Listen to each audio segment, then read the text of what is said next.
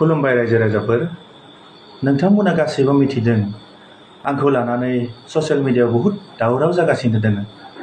जुरि अफिसियेल बे फेसबुक पेजाव जुरि होननाय सासे सिख्लाया आंखौ बहुद बदनाम खालामदों।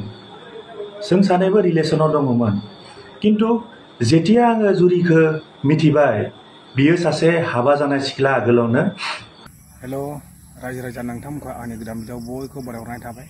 दा रायजो राजा नोंथांमोन बे भिडिअ सावरायगोन जे दाख्लै बावैसो जानानै थांनाय जे आं बे भिडिअखौ मानि थाखाय लाबोदों होनोब्ला जाहाथे उननि समाव गुबुन सुबुङा बेफोरबायदि जाथायाव गाब्र'आ, बेफोरबायदि खोमसि लामायाव गाब्र'आ। दा बेनि थाखाय बे भिडिअखौ लाबोफिननाय जादों आरोखि रायजो राजा नोंथांमोन। दा नोंथांमोन नैबे सासे बिथां सनजित, बिथांनि नामा सनजित बुङो। दा बिथाङा सासे हिन्जावखौ मोजां मोनदोंमोन आरो बिथाङा बुंदों जे बेखौहाय सिख्ला साननानै मोजां मोनदोंमोन, सिख्ला साननानै गोबाव सम रिलेसनाव थादोंमोन। बिथांमोना देहानि सोमोन्दो लादोंमोन बा बहाबा बेरायहैदोंमोन, हटेल रुम थादोंमोन, दा बायदि बायदि नोंथांमोन। दा बिथाङा मोनसे फेसबुक पेजाव फैनानै क्लारिफिकेसन होफैदों।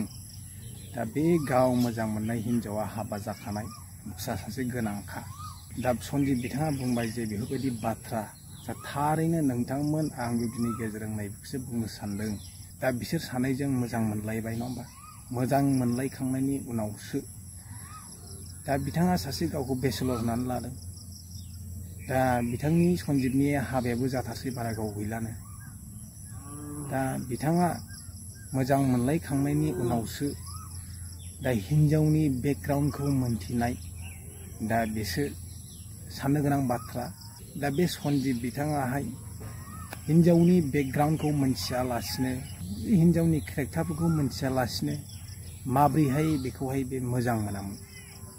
दा फिसा गोनांखा होननानै बे उननि समावसो, दा गावहा हाबा जानोसै समावसो, गुबुन हिन्जावजों रायजो जानोसै समावसो दा बेफोरबायदि बाथ्रा बुंबाय आरोखि। बिथांनि बुंनायाबो मोनसे साइडजों साननानै नायोब्ला गोरोन्थि जायाखै। दा बिथांखौ बयबो सुबुङा होनदों मानसि मोजां नङा, बिथाङा बेबायदिनो आखुनि मानसि। गोबां सुबुङानो बुंदों आरोखि ससियेल मिडियायावहाय। दा बिथांनि आखुथायफोरखौ मोनथिखायो, बेनिखायनो रायजो राजाफ्रा बुंदों बे मानसियानो मोजां नंखाया सनजितआनो। दा मोजां मोनलायदों, मोजां मोनलायनायाव सानै हयै मोजां मोनलायनांगौ। हिन्जावनि बेकग्राउन्डफोरखौ गासैखौबो मोनथियालासिनो बोरै मोजां मोननो हाखो नङा होमबा? दा मोनसे कन्डिसनाव मोजां मोनदों नामा? दा माबाफोर कन्डिसनावहाय दा बेबायदिबो साननांगौ जायो आरोखि। दा बिथाङा ससियेल मिडियायाव फैनानै जे क्लेरिफिकेसन होदों, बे मोनसे जुरि फेसबुक पेज होननाय जे फेसबुक पेजआ जे गावखौ गाज्रि बायदिसिना नंखाय बाथ्रा जे भाइरेल खालामदों। दा बे जुरि फेसबुक पेजाव भाइरेल खालामनायाबो जाथायाबो सैथोसो। दा बिथाङा मोजां मोनलायदों बे हिन्जावजोंनो, हाबा जाखानायबाबो बिथाङा मोनथियालासिनो बेबायदि मोजां मोननाया गावनिसो गोरोन्थि बियो। दा आं बुंगोन आरोखि बेखौनो, हिन्जावनि आइजोफोरनि बा गावनि मोजां मोननायनि बेकग्राउन्डखौ मोनथियालासिनो हाबा लानो नागिरनानै बा बोरै मोजां मोनखो बेखौ हाबा लागोन बा बेजोंनो रायजो जागोन। दा बिथांनिनो भुल, बे सनजितनिनो भुल। दा साननानै नायोब्ला बिथांखौनो गोबां मानसियानो बिथांनिनो आखुथायफोरखौ मोनथिखानानै बिथांनिनो गोरोन्थि 100%। गोबां सुबुङानो बुंदों आरोखि नोंथांमोन। दा नोंथांमोना क्लियारै मोनथिनो थाखाय बे बिथांनि बाथ्राखौ खोनासंग्रो, अब्लानो नोंथांमोना क्लियारै बुजिगोन। खुलुमबाय रायजो राजाफोर। नोंथांमोना गासैबो मिथिदों आंखौ लानानै ससियेल मिडियायाव बहुद दावराव जागासिनो दङ। जुरि अफिसियेल बे फेसबुक पेजाव जुरि होननाय सासे सिख्लाया आंखौ बहुद बदनाम खालामदों। जों सानैबो रिलेसनाव दङमोन, किन्तु जेतिया आङो जुरिखौ मिथिबाय बियो सासे हाबा जानाय सिख्ला आगोलावनो आरो डिभर्सबो जायाखै, प्लास बिनिया आगोलनिफ्रायनो गथ' सासे दङ, राजा नामा। बेनिफ्रायनो आङो बिनिफ्रायनो साइड जाबाय। रायजोफोर, बेफोरखौ गासैबो मिथिनानै आं बिखौ माबोरै एक्सेप्ट खालामनो? आरो आंनि न'खरा मालाबाबो एक्सेप्ट खालामा, खारन आं सासेल' फिसाला। आं बेबायदि मिथिनानै आं माबोरै एक्सेप्ट खालामनो? आरो आं बिखौ खोमसियाव लाखियाखै, बिसो आंखौ खोमसियाव लाखिदो रायजोफोर। नंगौ रायजोफोर, बिखौ आङो मोजां मोनदोंमोन। आङो बिखौ हाबाबो लागोमोन, किन्तु जेब्ला आङो मिथिबाय बियो सासे हाबा जानाय सिख्ला आरो गथ' थानाय सिख्ला, इनिफ्राय आङो साइड जाबाय लोगोफोर। आं बिखौ बुजायदोंबो, किन्तु बियो बुजियासै। खारन आं बिखौ खोमसियाव लाखियाखै, बिसो आंखौ खोमसियाव लाखिदो रायजोफोर। बि आंखौ आंनि फट' भिडिअ'खौ लानानै बियो आंखौ प्रुफ खालामनो सानदों जे आं बिखौ गाज्रि खालामदों, आं बिनि केरियारखौ आं गाज्रि खालामदों, बिनि माने लाइफखौ आं धंख खालामदों। आसलते बाथ्राया बिदि नङा। आं जुरिजों रिलेसनाव आं दङमोन, किन्तु जुरिजों आङो रिलेसनाव 100% दङमोन, किन्तु आङो जुरिखौ मालाबाबो आं सानाखैमोन जे बियो हाबा जानाय आरो बिनिया गथ' दङ। आङो जुरिखौ थोयोमोन, आङो जुरिखौ गोसो थोदोंमोन। जोङो मोनसे एलबाम खालामनायाव लोगो मोनलायदोंमोन। बियो मथा मथि 8-9 माहनि आगोलनि खोथा।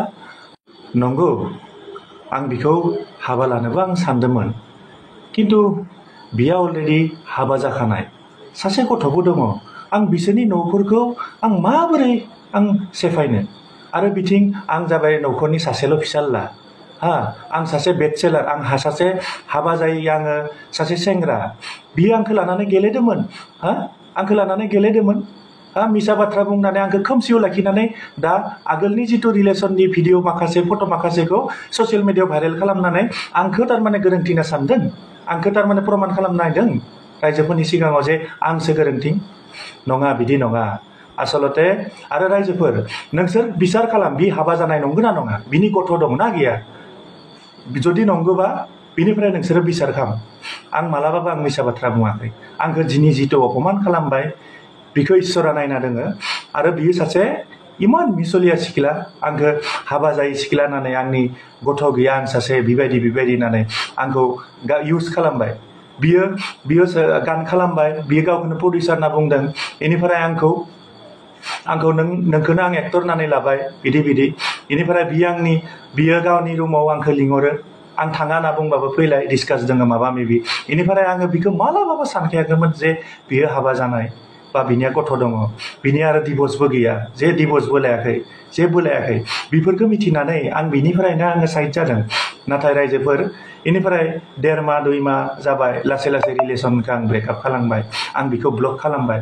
बेनिफ्राय खोथा गैया मा गैया, समफोर आंनिया हाबा, दायो ससियेल मिडियायाव बियो भाइरेल खालामनानै बियो आंनि हाबाखौबो सेफायनो लुगैदों। रायजोफोर, नोंसोर आंखौ बिसार खालाम, आं मा खालामनाया उचित? सासे हाबा जानाय सिख्ला, सासे गथ' गोनां सिख्ला, बियो आंखौ खोमसियाव लाखिनानै दा आंनि हाबाखौ सेफायनो नागिरदों।